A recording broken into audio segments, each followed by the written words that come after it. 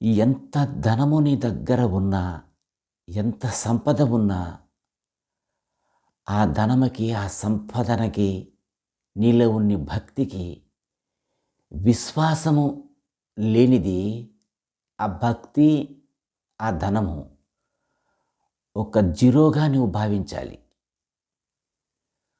నీ దగ్గర శక్తి ఉన్నది. అది నీకు తగిన శ్రమ చేసుకో. నీకాడ భక్తి ఉన్నది.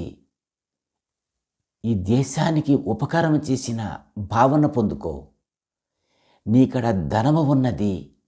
లేనివాడికి 10 రూపాయలు దానము చేయు.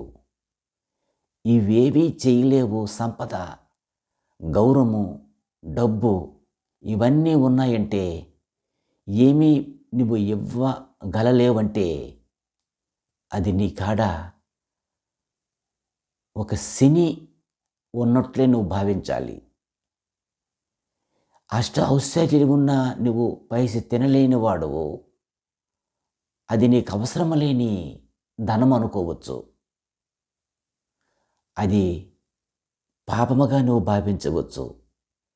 నీకాడున్న వస్తువు ఇతరులకి ఉపయోగం లేనిది, నీకు ఉపయోగం లేనిది, అది అవసరం లేదుగా భావించవచ్చు.